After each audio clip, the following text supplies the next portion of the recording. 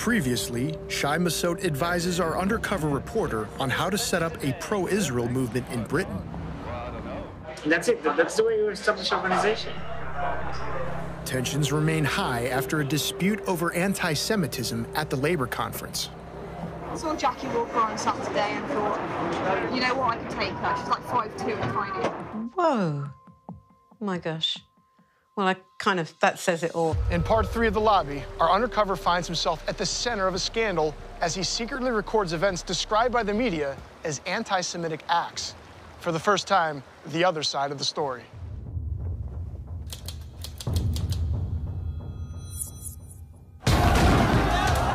Following decades of violence, a new challenge has emerged to Israel's occupation of Palestinian lands, called BDS. BDS is here to stay! That's the global movement to boycott, divest, and impose sanctions on Israel and expose it as an apartheid state. The Israeli government has responded with a campaign to rebrand the country's image. The reason we should fight BDS is because it's wrong. It's a moral outrage. It's an operation run by the secretive Ministry of Strategic Affairs. They recruit mainly former intelligence officers. Its main task is to counter BDS worldwide. Using an undercover reporter, Al Jazeera's investigative unit exposes Israel's clandestine activities in London, a city that's become a major battleground. BDS campaign in many ways germinated in Britain. You'll meet the people working to challenge BDS at every level of British politics. Ah, okay, that's the issue. We work really closely together, but like a lot of it's behind the scenes. One of Israel's main targets is the Labour Party. For the first time, its leader is a champion of Palestinian civil rights. They'd be very happy to see Jeremy Corbyn no longer leader of the Labour Party, for sure. It's a covert action that penetrates the heart of Britain's democracy. Can I give you some people that we suggest you will take down? It is outrageous interference in British politics. It shouldn't be permitted. It's a battle of ideas, seeking to change not only how Israel's portrayed, but even how it is debated. It's anti-Semitic. No, it's not. It's a trend.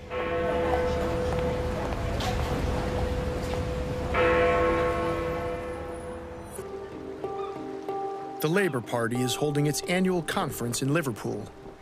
For the first time, the leader of a major British party is an outspoken critic of Israel.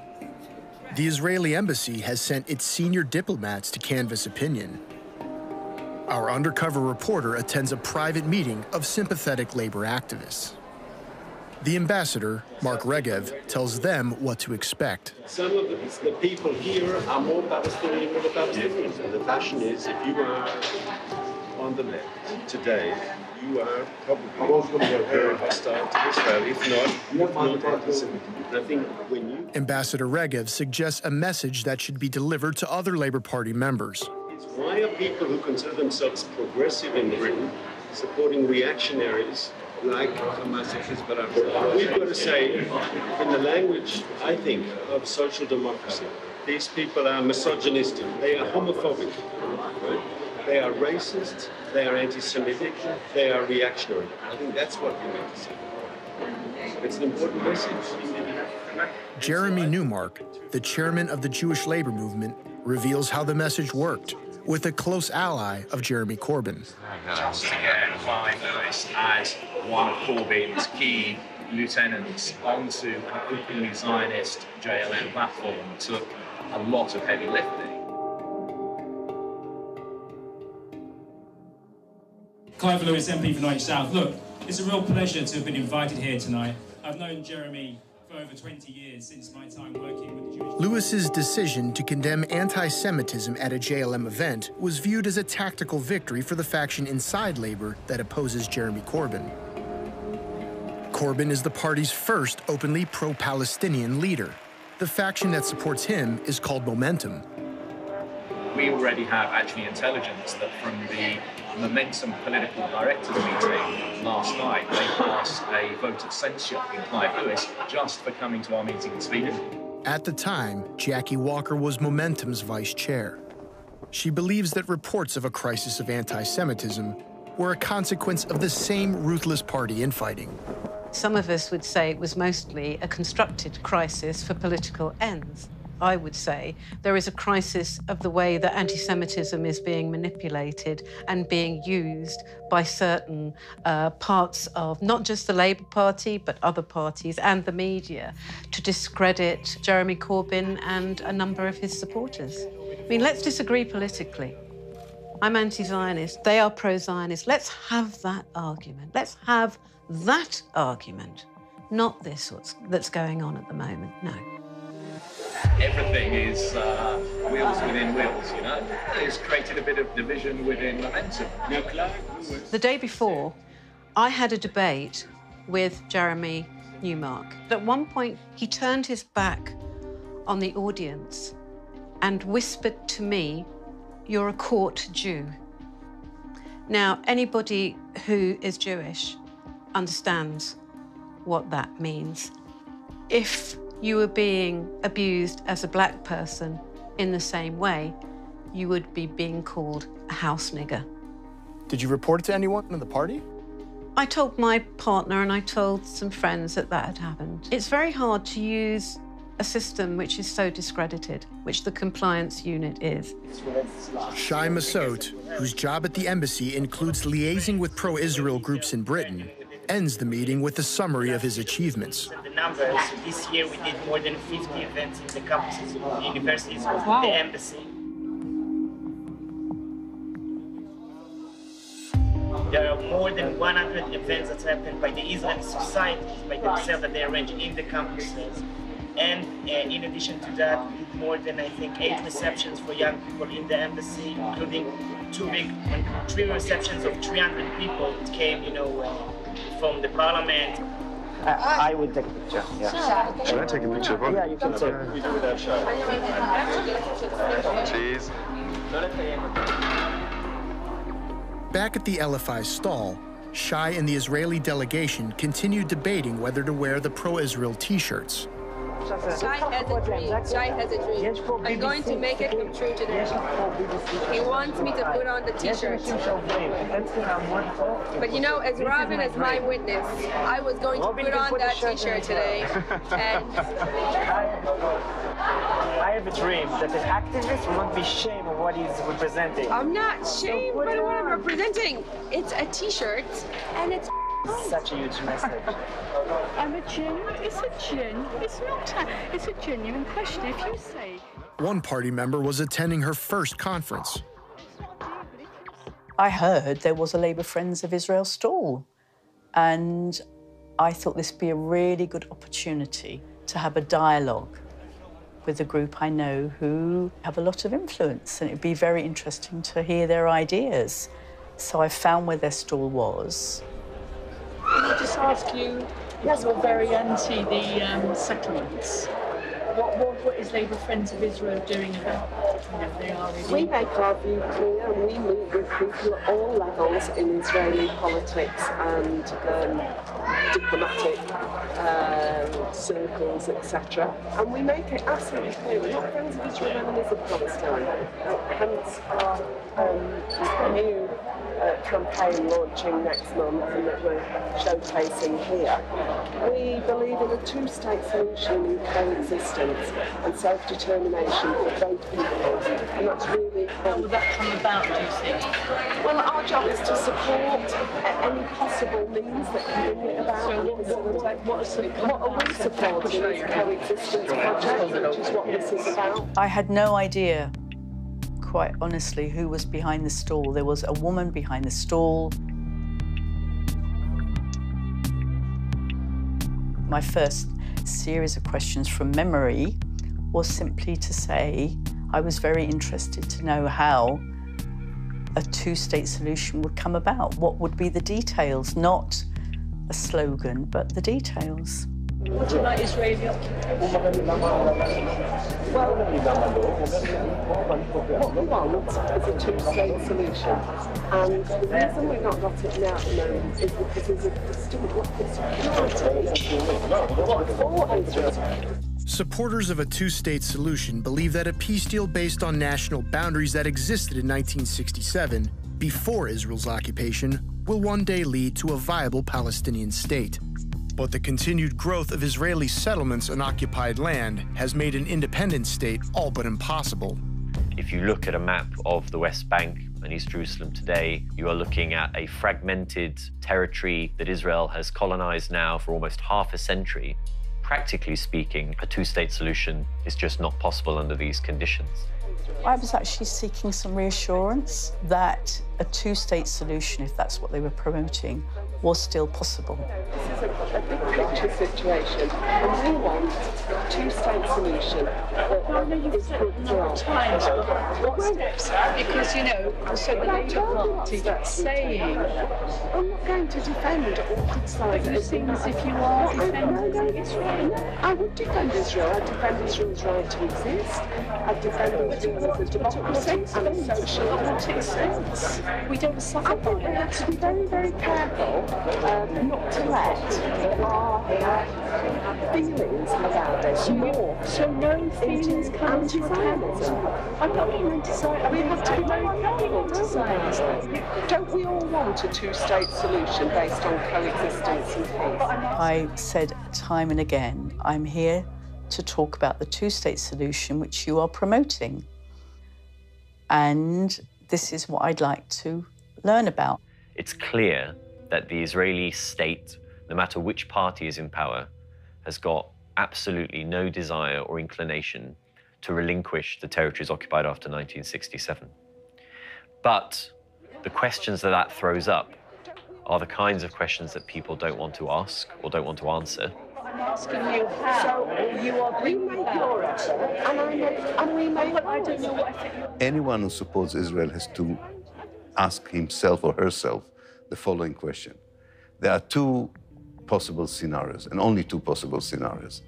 Either I support the new state of Israel, which is an ethnic apartheid state, or I support a change of regime in Israel, namely that the state and the country as a whole would go through a genuine process of democratization, as did apartheid South Africa. There is no third option. Thank you, Jean. I've enjoyed the conversation. I'm asking you about settlements. They've totally atomised the whole of the West Bank. I'm asking you, I'm really genuinely interested, how is two-state solution, how can it come about if the whole of the West Bank is atomised? So, but in practical terms, that's what you're doing. As but I'm asking, in terms of the West Bank is atomised, where will the state be? I mean, that's a genuine question. Where will the state be? The activist who came to ask her tough questions about the settlements, actually, that was her main point. She didn't ask her about Judaism or the existence of Israel. She just wanted a straight answer. How does anyone who supports Israel justify the settlements?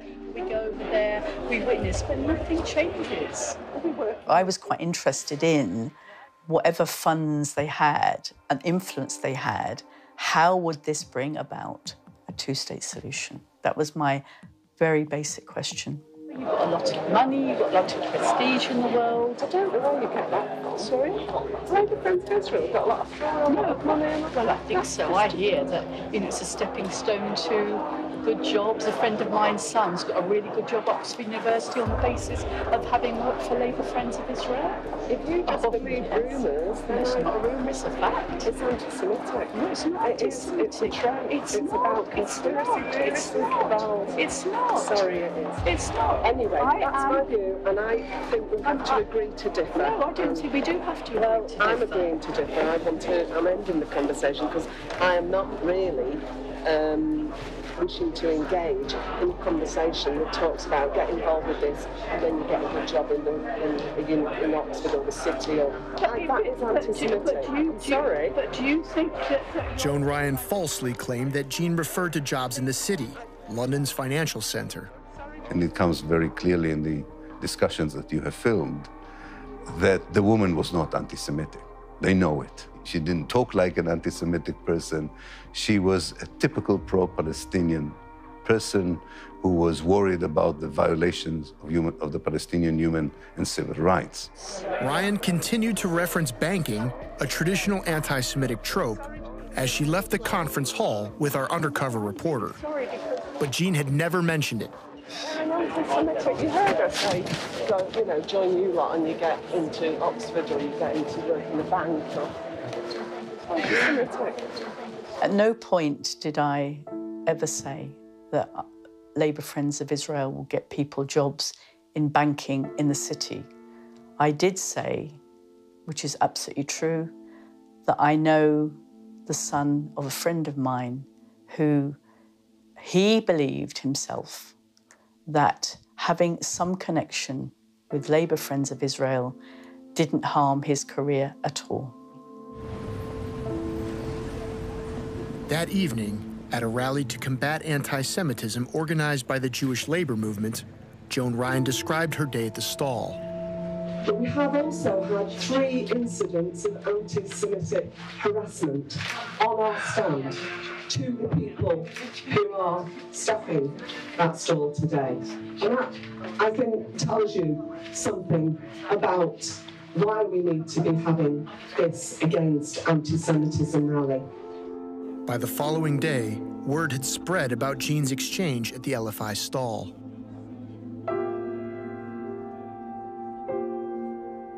Several MPs came by and expressed concern, including Jeremy Corbyn's former challenger, Angela Eagle. I think we had a couple of problems yesterday, but today's been better, where we did have one person towards the end of the day come and say the anti-Semitism is just being used to crush Jeremy, and that the allegations are sort of made up to a certain extent, which is obviously awful, but compared with stuff yesterday, it's sort of not quite as bad.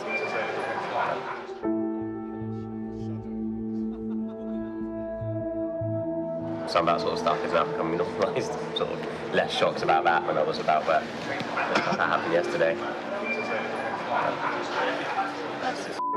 I know, tell me about it. How are you anyway? You okay? I'm absolutely loving it. As well as Jean's case, other alleged incidents of anti-Semitism involve the attempt to replace the Labour leader, Jeremy Corbyn. Another prominent Corbyn opponent arrives at the stall and hugs Jennifer Gerber, the director of the LFI. Labour MP Shuka Umana asked for an update on the anti-Semitic incidents. What exactly happened? Oh, God, yeah. Actually, one nutter came up and basically said the coup was run by Jews, Jewish MPs and Jewish millionaires. And Angela Eagle's husband is Jewish. No, you couldn't make it up, could you? we reported it. And so that was incident 1. What were the other 2? Joan dealt with the other incidents. Right. The other incidents yesterday. I reported that incident, that woman.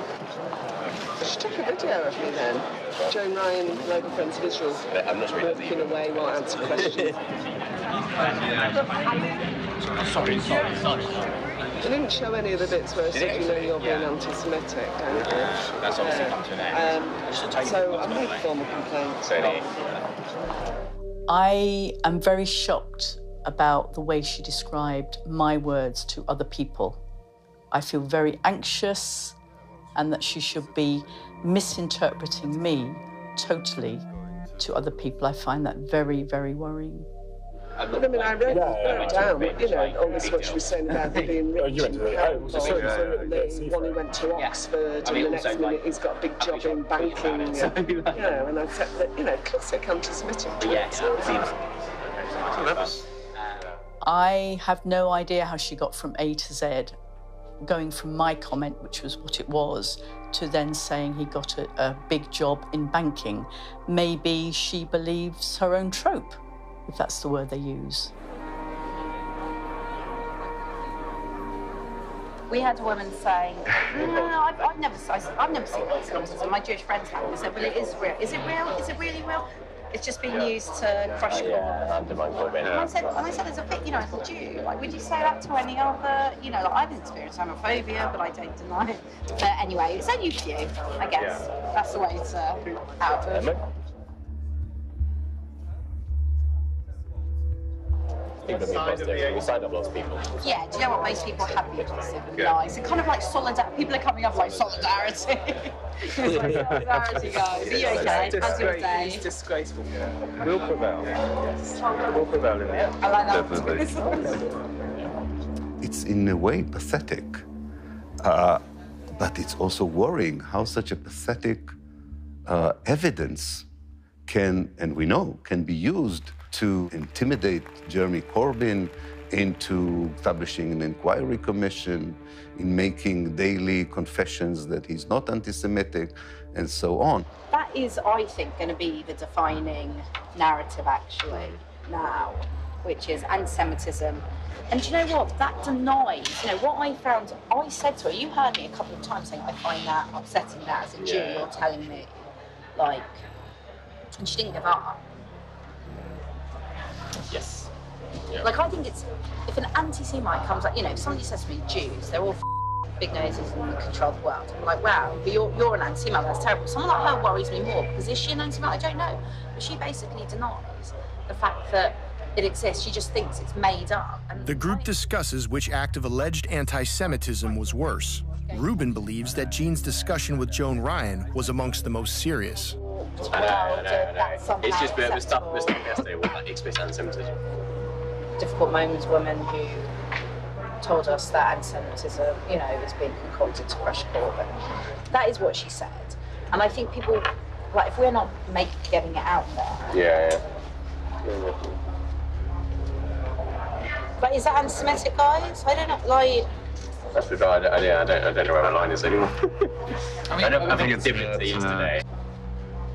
I think if it makes you feel uncomfortable, I think that's the point at which you call it out and report it. And that's why Joan convinced me to report the one yesterday, because I was made to feel uncomfortable. Yeah. And although nothing anti-Semitic was said, I'm sure there were undertones of it, and it was brought upon by that context. I thought Labour Friends of Israel were talking about Palestine because they were promoting a two-state solution. Now I find they don't want to talk about Palestine. And if you do talk about Palestine, it would appear you're kind of sucked into having an accusation of anti-Semitism brought against you. At the end of the day, if you feel offended by it and uncomfortable for it, this should be a safe space, and anything that breaks that should be reported, I think. There is that line, obviously. So they're really scratching the bottom of the barrel to make a list of 2.5 cases of anti-Semitism. 2 out of the 3, they themselves are not totally sure that they fall into their own strict definition of anti-Semitism. Jean was unaware that her exchange with Joan Ryan had made national news and that a complaint of anti-Semitism was lodged. I felt overwhelmed by being at the conference. I had no idea there would be so many things to go to, so many interesting workshops to go to, seminars at the same time as people speaking in the main hall. My husband hadn't been very well, so we actually left a day early. Shortly after, Joan Ryan's assistant emailed Robin asking him to be a witness to Jean's alleged act of anti-Semitism. I kind of feel it was an anti-Semitic, trope against Israel and like Jews controlling and having power and money. I think, although she didn't say Jews and she said Israel, it's definitely on the line. Do you know what I mean? Because if she had said the word Zionist, I would have said 100%, 100%. Despite being unsure of what he had witnessed, Richardson had no qualms about the expulsion of a fellow Labour Party member. How it works is, you make the complaint and then the Labour Party within their own rules will decide. I suspect, I don't know, but I suspect this woman might be potentially banned, but she did say something that was anti-Semitic. After Jean had left the conference, she was contacted by a Labour Party investigator. He would only say that it was about a serious incident. I was thinking, had I seen a fire take place? Had I seen someone throw a bottle? Had I seen a fight break out? I was really racking my brains thinking, what incident had I seen? Was I aware of? Was I a witness to something? And almost by return came an email that it was my conduct that was being investigated. I was totally shocked. That was like a real bombshell.